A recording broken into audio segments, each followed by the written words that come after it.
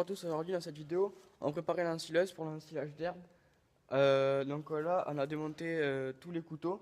Donc il y a 48 couteaux pour le maïs et on n'en met que 24 pour l'herbe. La différence entre un couteau à maïs et un couteau à herbe, donc c'est que, je sais pas si vous voyez, le couteau à maïs a un bec beaucoup plus agressif. Il a un angle d'attaque quand tu passes contre le contre-couteau à maïs. Il a un angle d'attaque beaucoup plus important pour faire une coupe beaucoup plus franche. Et donc la différence avec le couteau à herbe, le couteau à maïs est beaucoup plus fragile par rapport au couteau à herbe. Regardez, voilà, hein. Là, le couteau à herbe a un bec moins long. Il passe parce que le contre-couteau à maïs, contre-couteau à herbe, ce n'est pas le même. Vous voyez, voilà, il est beaucoup plus résistant parce que quand on ensile l'herbe, il y a des pierres et tout. Et il a une, voilà, le bec est beaucoup moins agressif.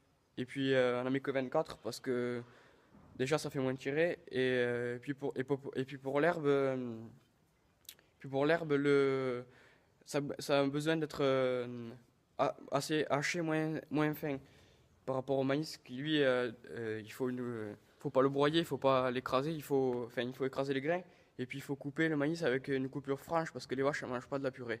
Donc je vais vous montrer quand on remonte les couteaux.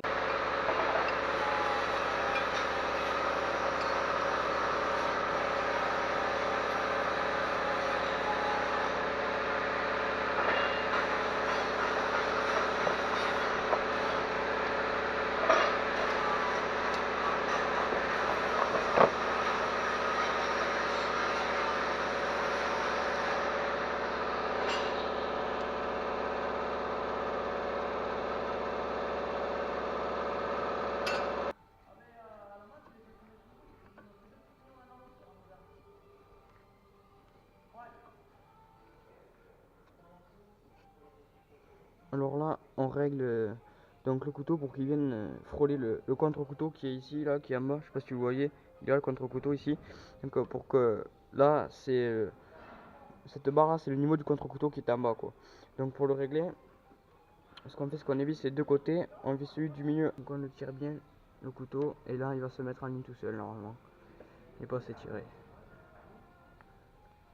Voilà, il faut qu'on le tire beaucoup plus. On va le tirer comme ça, à peu près.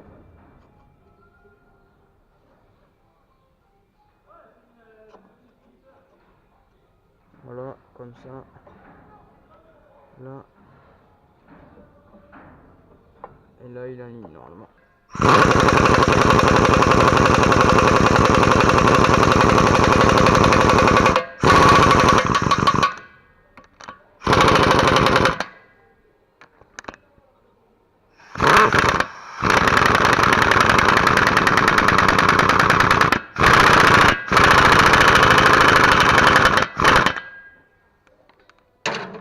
Donc voilà, ensuite on prend donc la clé dynamométrique qui est réglée à je sais pas combien, je sais pas exactement combien elle est réglée. Donc j'avais fixé celui-là, hop, là on fait comme ça. Normalement vous allez entendre un clic-clic, donc ça veut dire que ça sera bon. Et quand on va entendre un clic-clic, ça veut dire qu'elle est réglée pour, pour, ça veut dire qu'elle sera assez serrée. Voilà, je sais pas si vous avez entendu, normalement ça devrait être bon.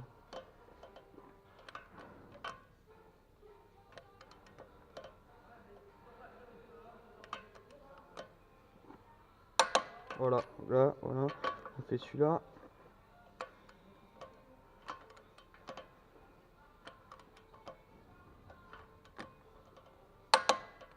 Voilà.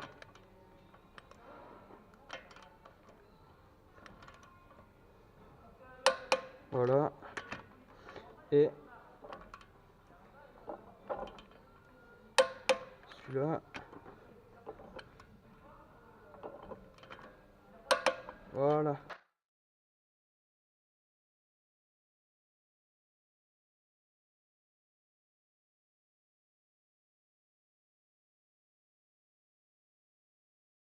se retrouve devant le silo de maïs, devant le silo d'ensilage de maïs, avec une poignée d'ensilage de raie gras, pour parler de la différence de coupe entre le maïs et le raie gras. Donc le maïs on le coupe entre 20 et 25 mm.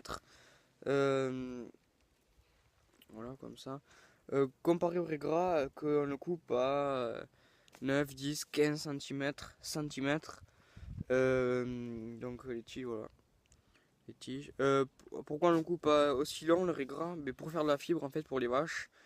Et ce que j'ai oublié de parler aussi tout à l'heure, c'est que derrière le rotor, là où on a démonté les couteaux, quoi, on va les remonter. Le rotor, c'est ça, c'est le support des couteaux, quoi. Derrière le rotor, il y a un éclateur. Donc l'éclateur, c'est deux rouleaux qu'on peut ouvrir et fermer.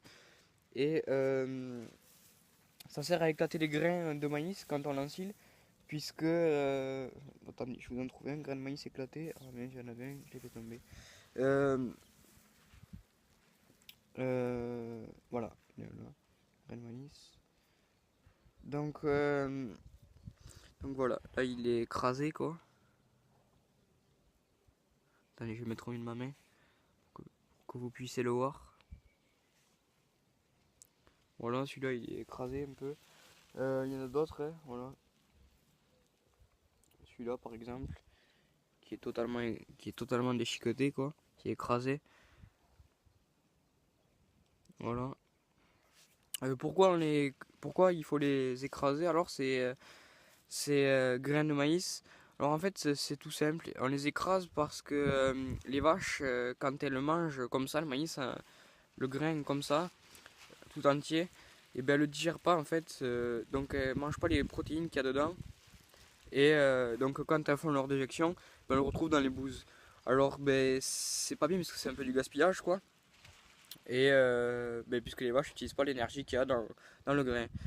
Donc voilà, qu'on a parlé de la différence de coupe entre le maïs et le riz gras et l'éclatage du grain, et bien on se retrouve à l'atelier